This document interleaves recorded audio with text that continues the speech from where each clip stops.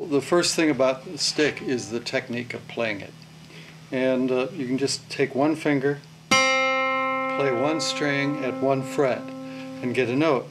So that might seem very mechanical, but you can do vibrato. You can do all kinds of finger effects. So then you can play with the other hand on the bass strings, and you can play a note and it sustains a long time, and it's also percussive. So you can drum your fingers on it. So it's this long sustain of strings, and it's percussive. So that gives you a wide palette to paint your music from. So it's orchestral, it's bass, chords,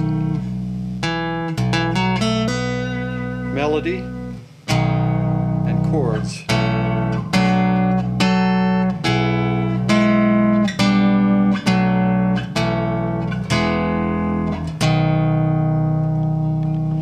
So it's easy to play physically.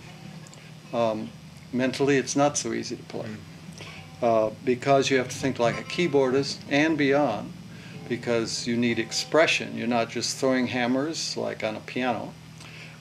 You're interacting with the string.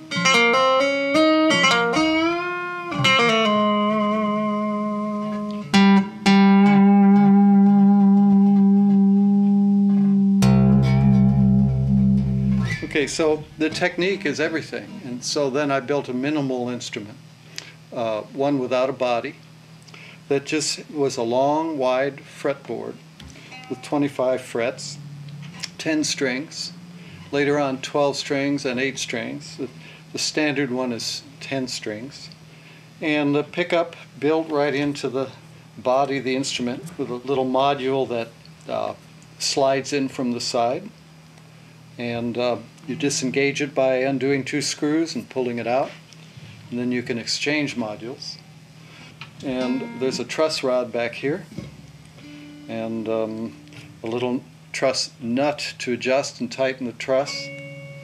The truss is on the flush with the rear side, so it acts like a cable, so it's very effective, and the finest adjustment will straighten the board. And then there's a lot of patented things packed into this very minimalistic instrument, like the fret rails that are stainless steel, diamond-shaped bars, and the nut that I call the flaps that raises and rocks by adjustment to get the string clearances very close to the first fret. And the bridge that is adjustable in 3 dimensions for height and for distance to get proper true octaves and intonation, and also slightly from side to side in order to give you the string spacing. So everything is adjustable that can be adjustable, including the pickup block itself, which sits on these 4 set screws that are height adjustable. And then when you put it on, this belt, this strap, shoulder strap, is also adjustable. And I have it set for about 30 degrees. So the hands are comfortable just playing on it. And so when the action is set really low for this technique, the lower the better. The lighter the touch, the better. You can just touch the strings down to the frets like that, or you can play it hard.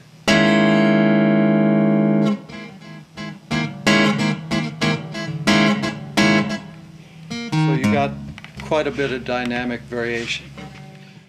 We have our favorite stick tunings, and they're in 5ths in the bass, 4ths in the melody. The melody is like a guitar, but a guitar is tuned like this. But across any fret, they're uniform 4ths.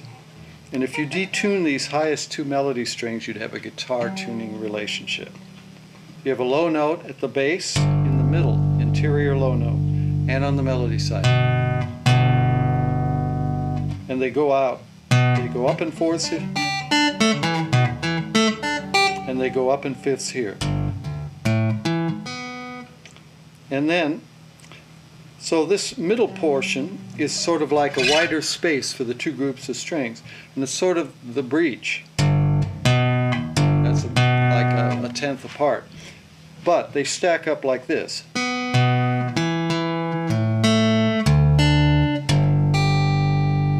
So that's called matched reciprocal tuning. So that means if you're playing, say, a nice place to play is 3 frets apart, you get all your fingering in that way. So there's unison lines.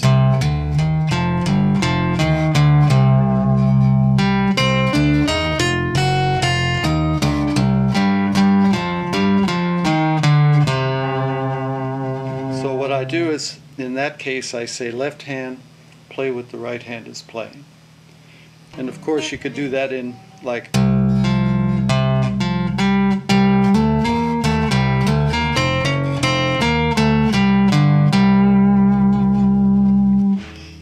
so then the left hand has the song arrangement, the right hand picks out the notes like a child would play on the white keys of a piano. And the beauty of the uniform tuning is you always have the same patterns. At first it was like, ooh, what a great thing. I have a 9th chord, now I'll add on a 13th.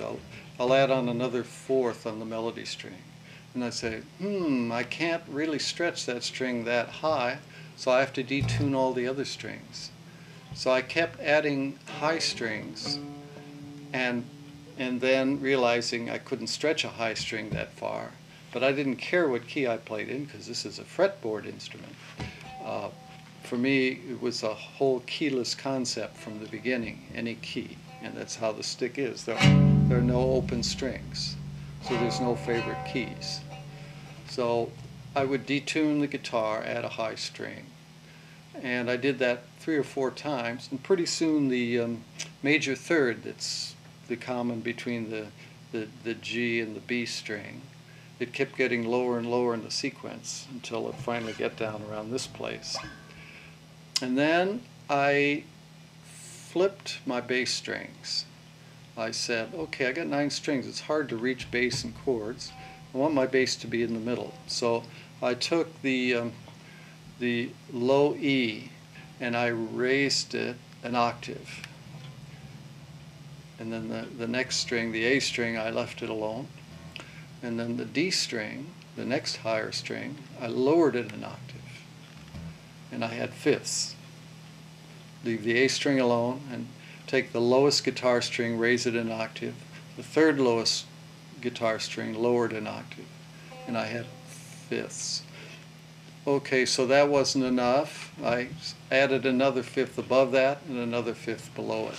And I finally got to a stick-like tuning. My 9-string guitar wasn't a stick yet because I hadn't come up with the technique.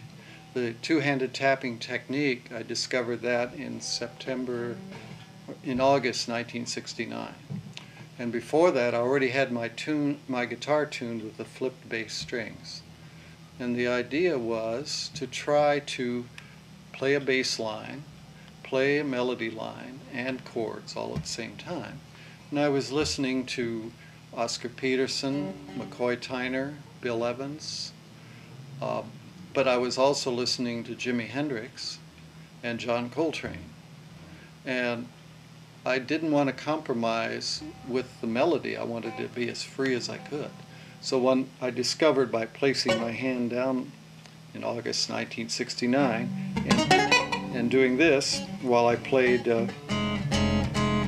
chords against. So that's one of the first things I did. And it was like so fast and so articulate. And it was like total change of character. It was like playing familiar guitar chords with my left hand, but not plucking them. And then just drumming my right hand over it.